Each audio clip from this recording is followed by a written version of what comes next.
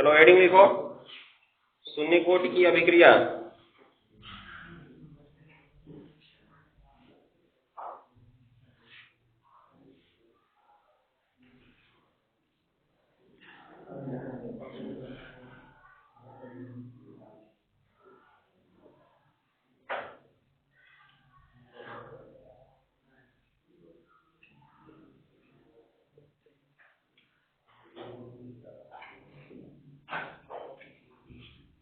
शून्य कोटि की अभिक्रिया, जीरो ऑर्डर रिएक्शन। हो गया? तो सर्वप्रथम इसकी परिभाषा लिखो, क्या होगा जी? शून्य कोटि की अभिक्रिया क्या थी? और कुछ?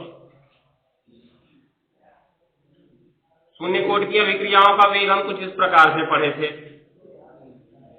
के था और यहाँ पे क्या था?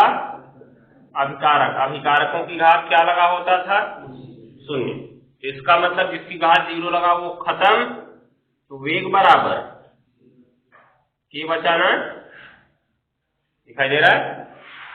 तो यहीं से परिभाषा बन गया शून्य कोटि की अभिक्रिया का, कि ऐसी रासायनिक अभिक्रिया जिसका वेग स्थिरांक होता है या निश्चित होता है। क्या होता है? निश्चित होता है। कैसे कोटि की अभिक्रिया कहलाती है? शून्य कोटि की अभिक्रिया कहलाती है। या कहें तो ऐसी अभिक्रिया जिसका वेग इस अभिकारक की सांद्रता पर निर्भर नहीं करता है। अंदर हम 1 मोल रखें तब भी उसकी वैल्यू 1 ही होगी, 2 मोल रखें तब भी उसकी वैल्यू 1 ही होगी, 2.5 मोल रखें तब भी उसकी वैल्यू 1 ही होगी। क्यों जी? क्योंकि इसकी घात क्या लगी हुई है, और किसी की भी घात 0 लगती है तो उसका मान 1 होता है। चाहे 1 पे लगाओ, चाहे 1000 पे, चाहे 10,000 पे, किसी पे लगा दो। समझ में आया? ये ध्यान देना। तो यहाँ पर क्या निष्कर्ष निकल रहा है कि इस अभिक्रिया का वेग जो है अभिकारक की सांद्रता पर निर्भर नहीं कर रहा है। हम सांद्रता देखो बदलते जा रहे हैं, लेकिन उसका मान क्या होता जा रहा है? केवल 1 ही हो रहा है। क्या हो रहा है? 1। और के में जब 1 का गुणा होगा तो हमेशा क्या आएगा? के आएगा। हो गया? तो लिखेंगे इसमें हम लोग,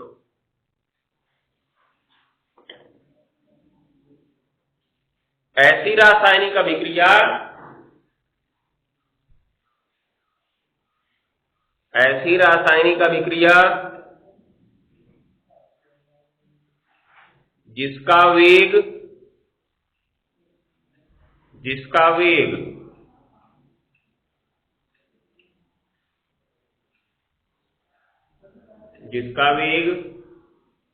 अभिकारक की सांद्रता पर निर्भर नहीं करता है, जिसका वेग अभिकारक की सांद्रता पर निर्भर नहीं करता है,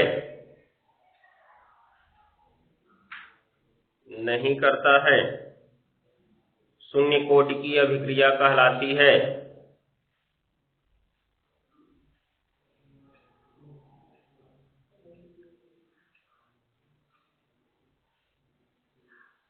शून्य कोटि की अभिक्रिया कहलाती है।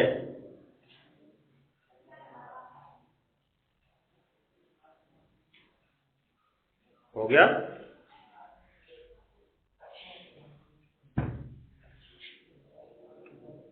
एक किलो जो देख के ये 2 फुटाने का है। हो गया? क्या लिखे? शून्य कोटि की अभिक्रिया कहलाती है। हो गया? नीचे लिखो, इन अभिक्रियाओं का वेग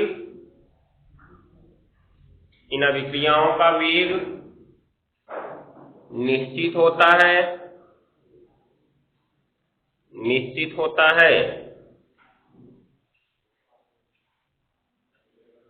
इन अभिक्रियाओं का वेग निश्चित होता है।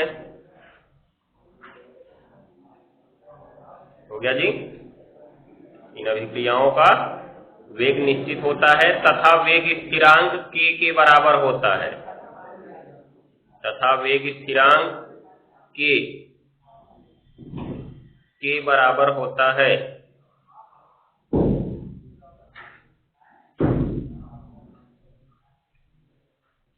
हो गया। Indicate point, single indicate heading लिखो। शून्य कोटि की अभिक्रिया का समाकलित वेग समीकरण, शून्य कोटि की अभिक्रिया का समाकलित वेग समीकरण।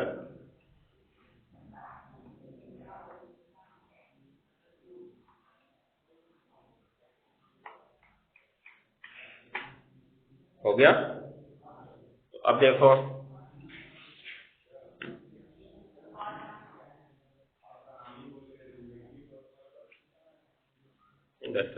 भागेगा।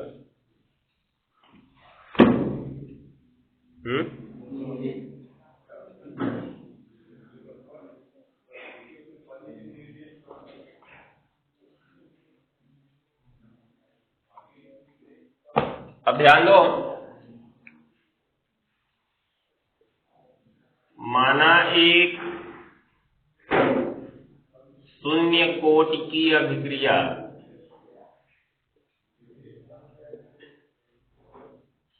समाकलित वेग समीकरण निकालेंगे, माने तो समाकलन करना पड़ेगा। ध्यान देना, जो है पहले अभिकारक और इससे क्या बनता है, उत्पाद। हो गया। अब ध्यान से देखना, क्या देखना है, ध्यान से देखना है। प्रारंभिक समय अर्थात t बराबर 0 पर सांद्रता इसकी a है, तब उत्पाद की क्या रहेगी, 0। उसके बाद समय किस पर, t पर सांद्रता, मतलब जब t समय हो चुका है अभिक्रिया के चलते हुए, तो इसका x कम हो गया ना, तो बचा कितना, a माइनस x, और जितना इधर कम हुआ उतना ही इधर बनेगा, क्योंकि द्रव्य अनुपाती के लिए द्रव्यमान संरक्षण के नियमानुसार द्रव्यमान न तो उत्पन्न होगा न ही नष्ट होगा, अर्थात जितना इधर से कम हुआ उतना ही इधर बनेगा। पहले इसको लिखो, तब आगे फिर प्रारंभ करते हैं।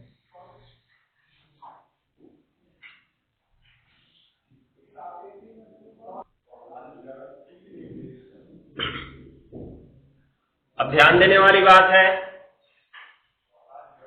अतः वेग समीकरण के अनुसार,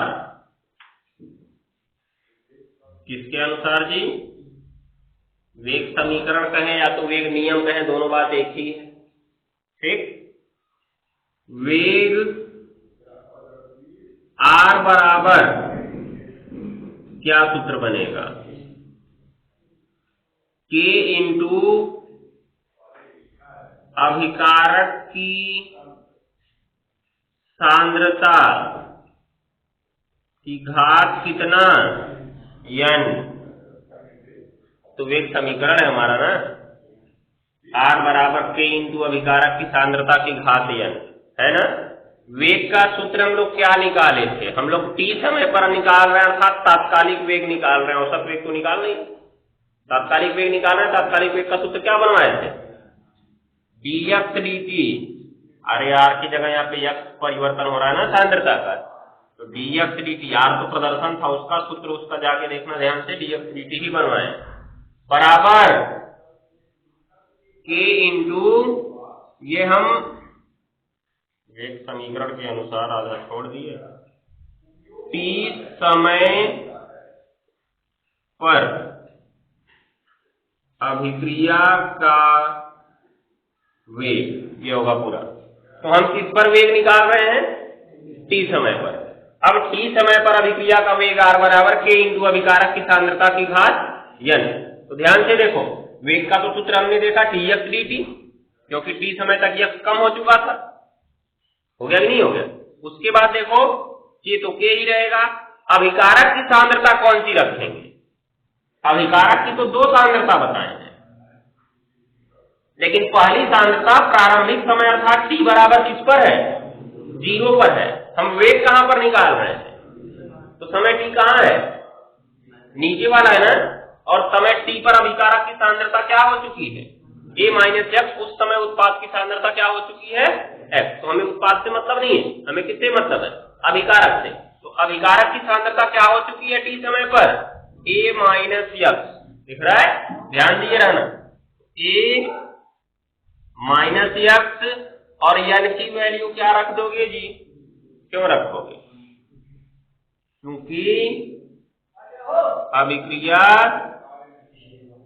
किस कोटि की है जी, शून्य कोटि की है, इसलिए n बराबर 0। अभी जब यही हम प्रथम कोटि में इसको सॉल्व करेंगे तो बस अंतर यही आएगा, 0 की जगह क्या रख देंगे, 1 रख देंगे, बाकी सारी चीजें वही रहेंगी, हो जाएगा ना।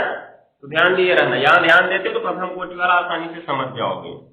अब इसको लिखो dx dt बराबर k, और इसकी वैल्यू बेचारे की कितनी हो गई, अबे माइनस x कुछ वो उस समय थोड़ी ना मतलब है, घात 0 लगा था, बस 1 हो गया ना। फाइनली क्या आया,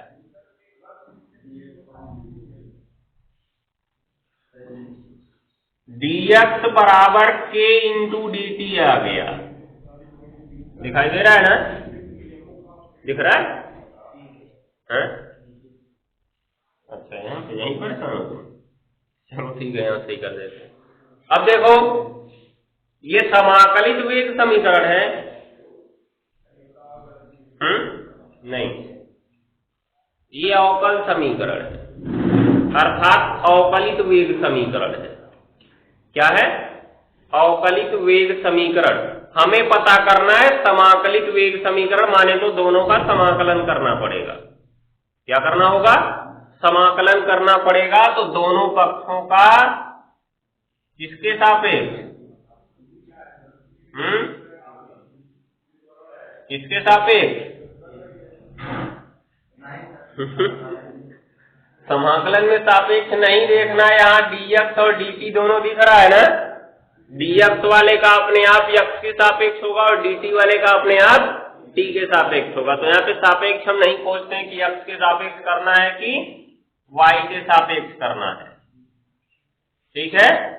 अब सोचो समाकलन dx के सामने कुछ है नहीं, तो 1 का dx ऐसे ही बराबर k क्या है, स्थिरांक है, स्थिरांकों का अवकलन समाकलन होता है, जब अवकलन नहीं होता तो चाहे समाकलन कहां से होगा। k को बाहर निकाले, यहां भी लिखे 1 dt, समाकलन अवकलन का ठीक उल्टा होता है, अर्थात एक जिसका अवकलन होगा एक का समाकलन वही होगा। तो किसका अवकलन एक पढ़े हैं हम लोग, x का अवकलन एक पढ़े हैं ना, पढ़े नहीं पढ़े, ध्यान देना, x का अवकलन हमने एक पढ़ा है, dx का x बराबर 1 पढ़े हैं ना। इसका मतलब इसको जब उधर भेजोगे तो 1 dx बराबर केवल क्या बचेगा, x बचेगा, क्या बचेगा, x। बात को ध्यान से समझो, तो क्या हुआ, समाकलन जो होता है अवकलन का ठीक उल्टा होता है, x का अवकलन 1 होता है, इसलिए 1 का समाकलन क्या होगा, जिसके सापेक्ष कर रहे हो वही होगा। तुमने x के सापेक्ष किया यहाँ पे ना, तो x हो गया बराबर k, इसका किसके सापेक्ष कर रहे हो, तो t हो गया। यही हमारा समाकलित वेग समीकरण है, किसके लिए, शून्य कोटि की अभिक्रिया के लिए। यही शून्य कोटि की अभिक्रिया का कौन सा वेग समीकरण, समाकलित वेग समीकरण है, नोट कर लो।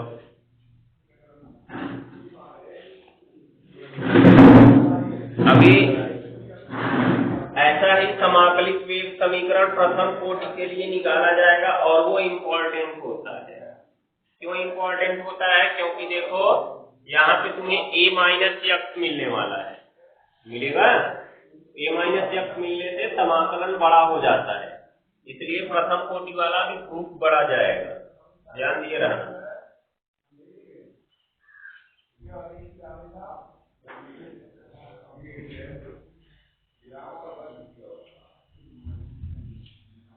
अब नीचे लिखो,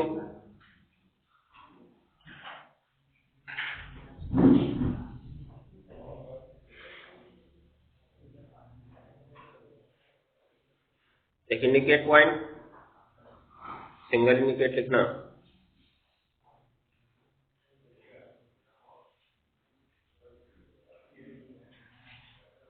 शून्य कोटि की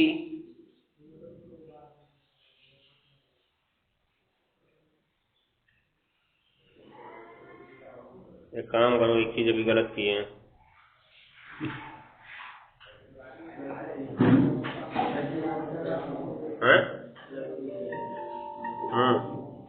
प्लस सी नहीं लिखे,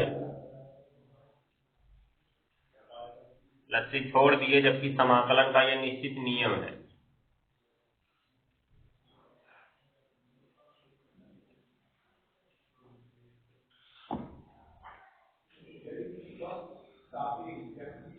यहाँ पे एक समाकलन अचर लिखेंगे सबसे पहले सी, यहाँ लिखना होगा जहां सी बराबर क्या, समाकलन अचर। इसको मानो इक्वेशन नंबर, कोई मानेंगे नहीं माने, इक्वेशन नंबर 1। अब देखो यहाँ पे समाकलन अचर सी आया, सी की वैल्यू हमको नहीं पता है। सी क्यों आया ये सोचना है पहले हमको। सी क्यों लिखते हैं समाकलन अचर, और समाकलन करने के बाद सी क्यों लिखा हमने अपने मन से? सी कहीं था क्या इसमें? नहीं था, फिर भी हमने सी क्यों लिखा? हमने समाकलन अचर सी यहाँ पे इसलिए लिखा है क्योंकि अभी हमने तुमको बताया समाकलन अवकलन का क्या होता है, उल्टा होता है ना।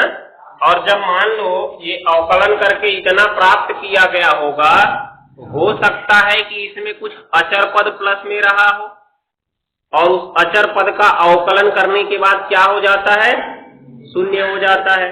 तो अचर पद के अवकलन को तो हमने शून्य करके छोड़ दिया था। मान लो यहाँ पे प्लस में अवकलन के बाद उसका जीरो रहा हो, तो क्या हमने यहाँ पे जीरो दिखाया है कि जीरो है? ऐसा वो नहीं है। हमको पता था क्या कि हमने किसका अवकलन करके उसको शून्य किया था।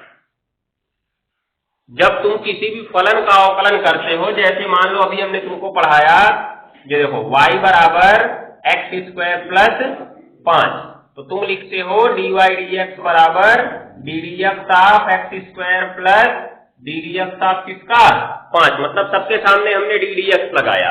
अब इसमें देखो घात है, घात आगे आएगी, घात में से एक क्या हो जाएगा, घट जाएगा। परंतु ये 5 अचर पद है ना, इसका क्या हो जाएगा, शून्य हो जाएगा। जरा सब नोट कर लियो ना। तो अब देखो फाइनली हमको मिला क्या कि dy dx बराबर क्या मिला, 2x मिला, लेकिन हमने प्लस 0 छोड़ दिया, दिख रहा है। और अगर इसको तिरछा लेके चले जाएं तो dy बराबर 2x dx इसको लिख देंगे। लेकिन क्या हमने कहीं जीरो की चर्चा की है? नहीं। अब इसका समाकलन करने जाओगे तो हमने कहा था कि अवकलन का ठीक उल्टा समाकलन होता है, अर्थात जो अवकलन करने के बाद प्राप्त उत्तर है उसी का समाकलन कर दो तो फिर से ये इक्वेशन हमको मिल जाएगा। समझ में आया कि नहीं आया? अगर इसका समाकलन कर दो तो पुनः ये इक्वेशन मिल जाएगा। क्यों जी? क्योंकि अवकलन का उल्टा समाकलन है ना। तो अवकलन किए तो इतना आया, समाकलन कर दे तो उसका उल्टा फिर ये आ आएगा। अब इसका समाकलन तनिक देख लो क्या होगा, dy का y हो जाएगा, होगा, और बराबर 2x dx, दो को बाहर करोगे और समाकलन किसका करना है, x dx। घात में दो एक जुड़ता है और उसी का क्या करते हैं, भाग भी देते हैं। तो अब हो गया 2x स्क्वायर अपॉन 2, देखो कट गया, y बराबर x स्क्वायर तो आ गया, लेकिन प्लस 5 आया क्या, प्लस 5 आया नहीं आया, दिखाई दे रहा है। इसका मतलब हमने उस 5 को छोड़ा है, छोड़े है ना। तो 5 को लाने के लिए हम यहाँ पे समाकलन करने के बाद क्या लिखते हैं, c। माने तो अभी हमको c पता नहीं है कि 5 था, अगर कुछ शर्तें और दे दी जाएं तो हम c की वैल्यू 5 निकाल देंगे।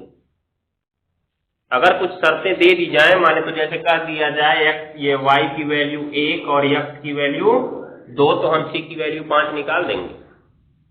निकाल देंगे नहीं निकाल देंगे? अगर ये c रहेगा ही नहीं तो कहां से 5 लाएंगे क्या? नहीं। अर्थात हमारे पास समाकलन करने के बाद एक ऐसा अचर पद होना चाहिए जिसमें कुछ शर्तें अगर रखी जाएं तो अवकलन में जितनी अचर संख्याएं थी वो सब आ जाएंगी। समझ गए? इसलिए समाकलन करने के बाद एक समाकलन अचर सी लिखना जरूरी होता है। क्यों? क्योंकि अवकलन में कुछ अचर पद जिनका अवकलन हमने शून्य कर दिया था वो छूट गए थे। जो छूटे थे उन्हीं को पुनः वापस लाने के लिए हम समाकलन अचर सी का प्रयोग करते हैं। तो ऐसा ही यहाँ भी हमको नहीं पता है कि सी की वैल्यू क्या है। हो सकता है शून्य रहा हो, मान लो हो सकता है ऐसा ही रहा हो सकता है ना, लेकिन हो सकता है, हमको पता थोड़ी था कि होगा ऐसा।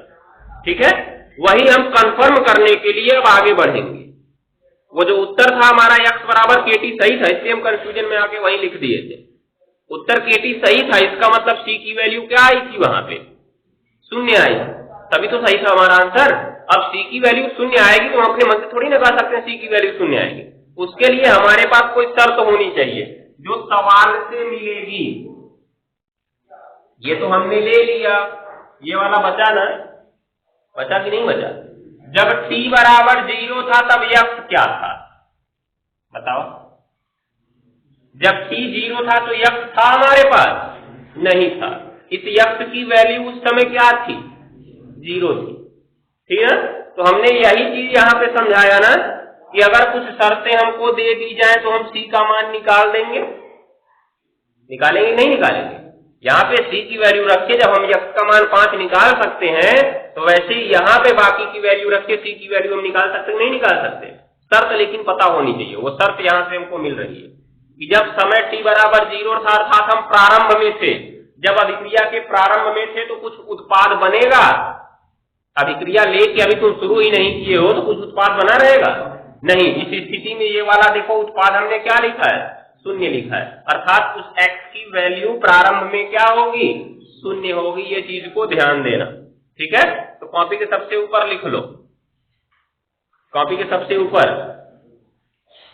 जब अभिक्रिया प्रारंभ नहीं हुई हो तो, जब अभिक्रिया प्रारंभ नहीं हुई हो तो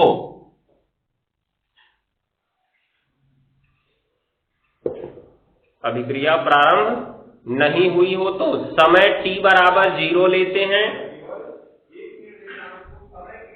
समय t बराबर 0 लेते हैं और उत्पाद की सांद्रता x बराबर,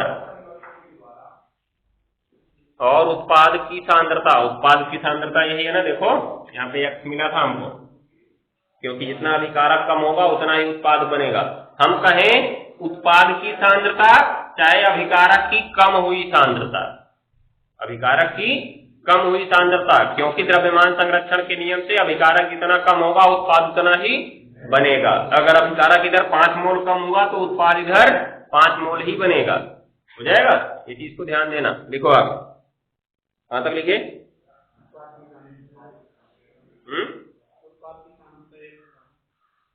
उत्पाद की सांद्रता x बराबर 0 मानते हैं, उत्पाद की सांद्रता x बराबर 0 मानते हैं, क्योंकि प्रारंभ में कोई उत्पाद नहीं बना होता है,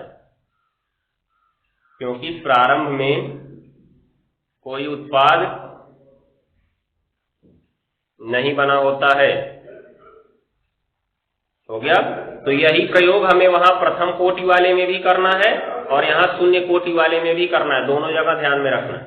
हो जाएगा? तो अब शुरू करो। यहाँ पे ये तो अभी मिला, ये c जो एक्स्ट्रा आ रहा है इसी की वैल्यू हमको पता करनी है। अब देखो c की वैल्यू क्या आने वाली है, तो लिखेंगे परंतु जब t बराबर 0 तो क्या, तो जब t 0 था तो x भी क्या होगा? 0, इसलिए 0 बराबर k गुणा 0 और प्लस क्या बना? c, तो 0 बराबर 0 प्लस c, अर्थात कहें तो c बराबर 0। इसलिए समीकरण कहां से जी? 1 से। कहां से? 1 से x बराबर रख दिए kt प्लस c की जगह 0, अर्थात फाइनली समीकरण क्या आ गया? x बराबर kt लिख देना। यही अभिक्रिया का समाकलित वेग समीकरण है। समझ में आया? ध्यान देना, जो C हमने अचर माना था उसकी वैल्यू हमने निकाल दिया, वो 0 आया, कोई प्रभाव नहीं पड़ा उसका।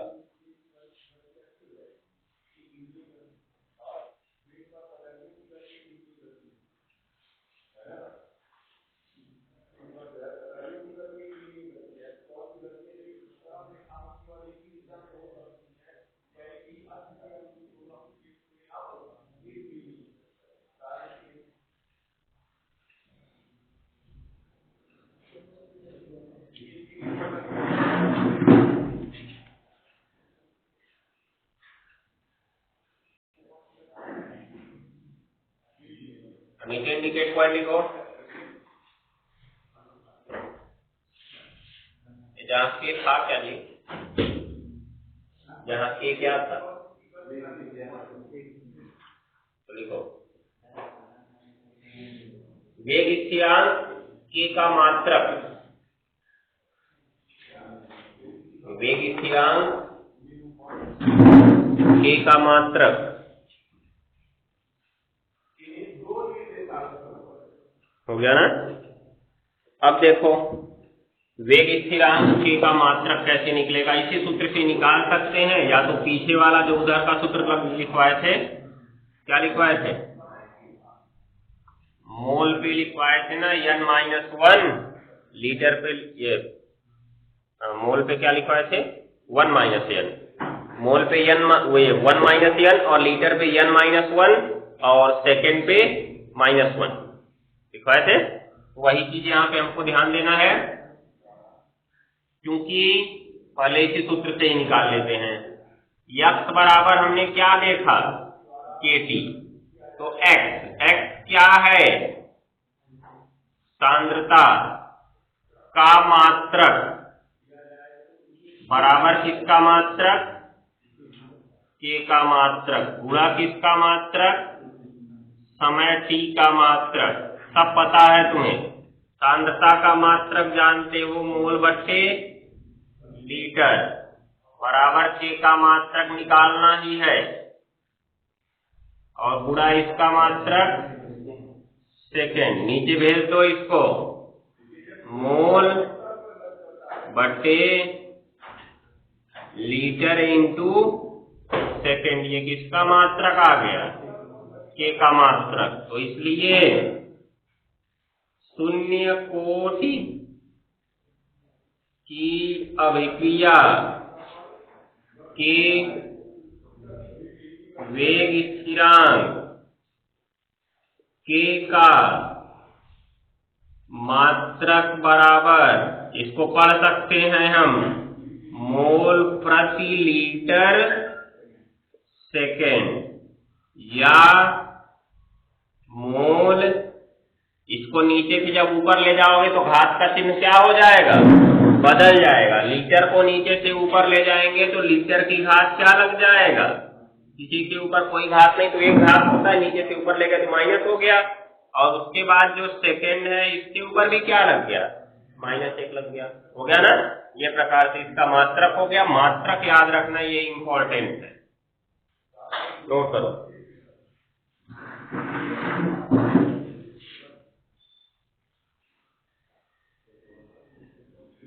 जल्दी करो, 2 मिनट के अंदर नोट करो। उसी पेज पे कॉपी के सबसे ऊपर एक और चीज लिख लो, दूसरे पेज पे लिख लोगे तब भी कोई प्रॉब्लम नहीं होगी। देखो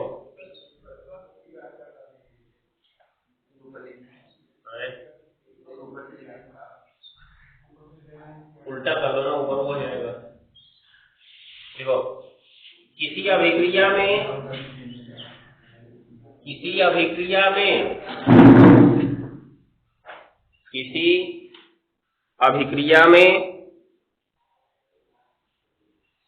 अभिकारक की प्रारंभिक सांद्रता, किसी अभिक्रिया में अभिकारक की प्रारंभिक सांद्रता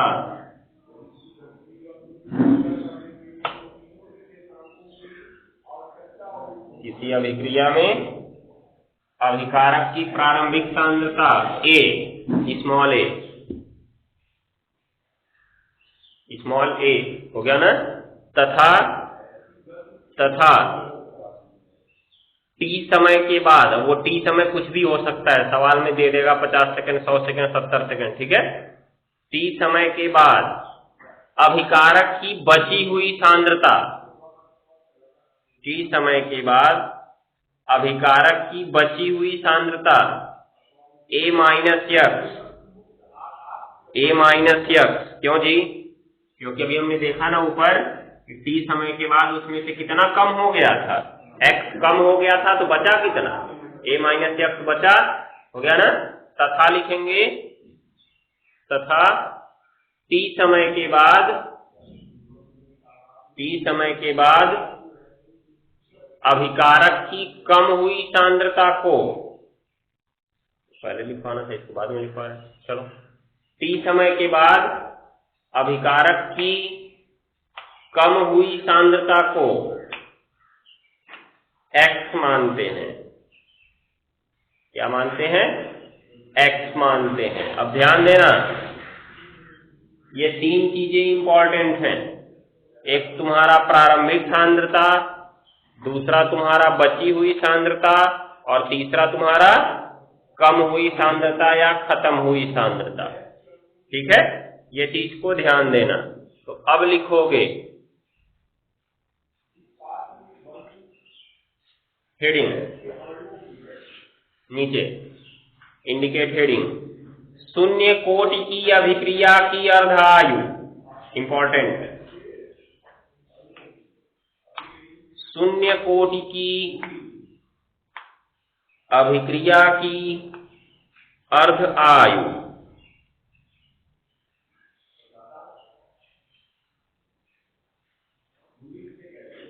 हो गया ना। अब जो अर्ध आयु था, अर्ध आयु की चर्चा सर्वप्रथम रेडियो एक्टिव पदार्थों के लिए की गई, क्योंकि जो रेडियो एक्टिव पदार्थ होते हैं उनसे अपने आप अल्फा, बीटा और गामा विकिरणें निकलती रहती हैं, और उनके निकलने से वो पदार्थ धीरे धीरे कम होता रहता है, समझ गए। तो होता क्या है, एक निश्चित समय आता है उनका, उस समय में वो अपनी प्रारंभिक मात्रा की आधी हो जाती हैं। क्या हो जाती हैं? प्रारंभिक मात्रा की आधी। क्योंकि मान लो ये पदार्थ हमने इतना बड़ा लिया, इसमें से अल्फा, बीटा और गामा विकिरणें निकल रही हैं, हुआ क्या, 100 साल के बाद इतना समाप्त हो गया और बचा केवल नीचे वाला, अर्थात आधा खत्म, केवल क्या बचा, आधा इसका बचा ना। तो हमने कहा कि 100 साल में ये जो पदार्थ था आधा हो गया। क्या हो गया जी? आधा। इसका मतलब ये 100 साल इसकी अर्ध आयु हो गई। क्या हो गई जी? अर्ध आयु। तो अर्ध आयु की परिभाषा क्या बनेगी कि वह आयु अर्थात वह समय, समय कह सकते हैं ना आयु, वह समय जिसमें कोई पदार्थ अपनी प्रारंभिक मात्रा का क्या हो जाता है, आधा हो जाता है, वही उसकी क्या कहलाती है, अर्ध आयु कहलाती है। तो ये पहले तो रेडियो एक्टिव पदार्थों के लिए किया गया, परंतु जब रासायनिक बलगतिकी की चर्चा शुरू हुई तब इस प्रक्रिया को अभिक्रियाओं के संदर्भ में भी लिया जाने लगा। किसके संदर्भ में? अभिक्रियाओं के संदर्भ में। माने तो अगर शून्य कोटि की अभिक्रिया है, अभिकारक की मात्रा हमने लिया कितना मोल जी? 10 मोल। कितना मोल लिया हमने? 10 मोल। ये कब था? t बराबर 0 पर। जब हुआ t बराबर 70 सेकेंड, तब ये हमारे पास बचा 5 मोल। कितना बचा? मतलब प्रारंभिक मात्रा का क्या, आधा बचा कि नहीं बचा? 10 का आधा 5 होता है ना। इसका मतलब जो 70 सेकेंड में ये पदार्थ क्या हो गया, आधा हो गया। 70 सेकेंड में ये पदार्थ क्या हुआ, आधा हुआ। तो 70 सेकेंड इसका क्या हो गया, अर्ध आयु हो गया। क्या हो गया जी? अर्ध आयु हो गया। तो अभिक्रिया के संदर्भ में कैसे बताएंगे कि वह समय जितने में अभिकारक की सांद्रता अपनी प्रारंभिक सांद्रता की क्या हो जाती है, आधी हो जाती है वही उसकी क्या कहलाती है, अर्ध आयु कहलाती है। तो ऐसा ही हमको शून्य कोटि के लिए पढ़ना है, ऐसा ही हमको किसके लिए पढ़ना है, प्रथम कोटि के लिए। तो अब सोचो अभी जो हमने ऊपर वाला लिखवाया वो क्यों इंपॉर्टेंट बनता है, ध्यान से समझना कि जब कहा गया t बराबर 0 था तब अभिकारक की सांद्रता क्या थी, A थी, ठीक ना। और जब t बराबर यहाँ पे होगा अर्ध आयु के, किसके होगा जी, अर्ध आयु के, तब बची हुई सांद्रता क्या होगी, बची हुई सांद्रता 10 का आधा 5 दिख रहा है ना। इसका मतलब A का आधा A/2, और अभी हमने पीछे सूत्र से देखा ये बची हुई सांद्रता क्या थी, पहले A माइनस x ही थी ना। इसका मतलब जब अर्ध आयु हुआ तो A माइनस x अर्थात बची हुई सांद्रता किसके बराबर हो जाएगी, A/2 अर्थात प्रारंभिक सांद्रता का आधा होगा ना। ऐसा बची हुई सांद्रता बराबर प्रारंभिक सांद्रता का आधा। इसका मतलब यहाँ से हम किसकी वैल्यू निकाल सकते हैं, x की वैल्यू निकाल सकते हैं। और x बराबर हमारा kT सूत्र था ना, था कि नहीं था। तो t को जब अर्ध आयु बनाते हैं तो इसे लिखते हैं t हाफ। क्या लिखते हैं, तो t की जगह हम रख देंगे क्या, t हाफ। और x की वैल्यू यहां से निकाल लो, x को करो इधर तो a माइनस A/2, ये x आएगा ना इधर, तो 2a माइनस A/2 अर्थात A/2। x की वैल्यू रखोगे A/2 बराबर k गुणा t हाफ, k इसके नीचे आएगा तो t हाफ बराबर क्या सूत्र बनेगा, A/2 के, यही t हाफ का सूत्र बना है। ठीक है, तो ये बची हुई सांद्रता इंपॉर्टेंट क्यों हुई, क्योंकि जब अर्ध आयु होता है तो बची हुई जो सांद्रता होती है अभिकारक की प्रारंभिक सांद्रता का क्या हो जाती है, आधा हो जाती है। आया समझ में। तो यहीं से हम इसका अर्ध आयु निकालते हैं। अब अर्ध आयु का सूत्र निकालेंगे, इसका संबंध पढ़ेंगे कि अर्ध आयु संबंधित कैसे होता है। पहले तो हमको इसकी परिभाषा जाननी है, तो परिभाषा छाप लो, बाकी चीजें कल करवाएंगे। शून्य कोटि की अभिक्रिया की अर्ध आयु, तो अब पहले अर्ध आयु कोष्ठक में लिख देना, कोष्ठक में t हाफ माने तो t और उसके नीचे 1/2, एकदम नीचे नहीं, बगल में थोड़ा नीचे लिखना, हो गया ना, t हाफ हो जाएगा। ये इस तरह से लिखना है जैसे यहाँ पे लिखे हैं, ये वाला t लिखना और इसके बगल में थोड़ा नीचे 1/2, t हाफ हो गया। अब लिखेंगे किसी अभिक्रिया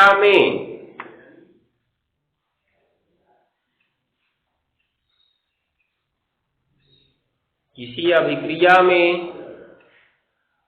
हो गया लगा वह समय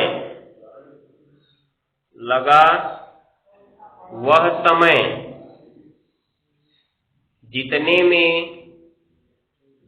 में अभिकारक की सांद्रता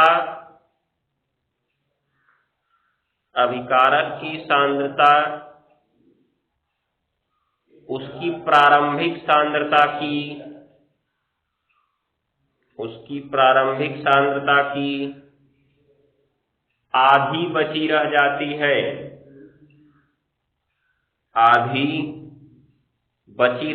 है, इसका मतलब बची हुई सांद्रता बराबर प्रारंभिक सांद्रता का आधा।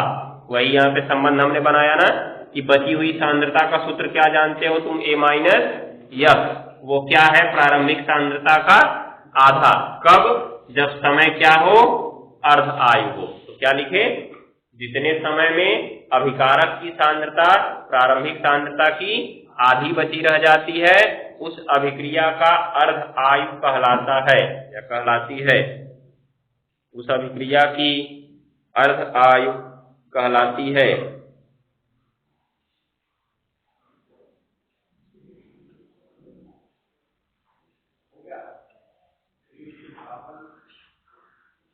उस अभिक्रिया की अर्ध आयु कहलाती है।